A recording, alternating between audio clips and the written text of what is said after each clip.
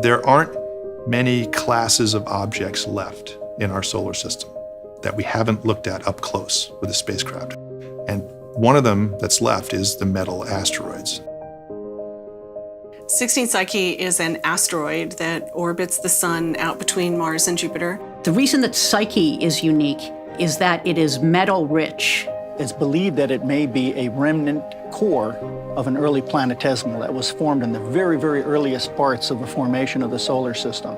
And after this planet started forming and this metal core formed inside of that, it collided with other bodies that then stripped off the rocky mantle, leaving this core in place. This is the part of planets that we can't sample directly today. It's too hot, the pressure's too high, our instruments would melt. Can't drill a hole that deep in the Earth or other planets. So how do we study the core of our planet? Psyche gives us the opportunity to visit a core, the only way that humankind can ever do. And it would be the first metal object that humankind has ever visited. After launch, we cruise through interplanetary space for a number of years. First, we fly by Mars for a gravity assist that'll slingshot us into the asteroid belt. And then we're thrusting all the way from there to finally arriving at Psyche. We'll go into 4 orbits to collect the necessary measurements that we need from our 3 primary instruments. So our payload consists of a couple of imagers, which are cameras that take pictures of Psyche.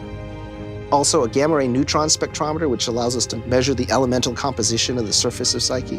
And then a magnetometer, which will allow us to detect any magnetic field that's left at Psyche.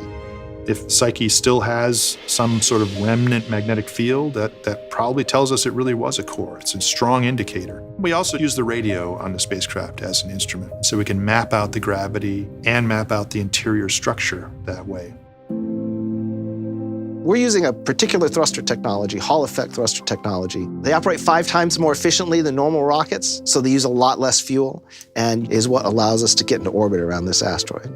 Solar electric propulsion has been around for quite a while, and it has flown before, but we're continuing to push the boundaries. We're going to have big 5-panel fold-out solar panels that will provide the electricity for the thrusters, which use as propellant the noble gas xenon. This will be the first time that Hall effect thrusters have flown in deep space.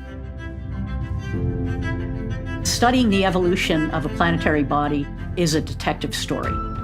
There's a magic, too, when you actually are on the launch pad and you say, we're go for launch. And you feel like singing and dancing, and you feel like throwing up at the same time. Let's go discover things about our solar system that we have no other way to do. I think that it's fundamental to who we are and also who we should be.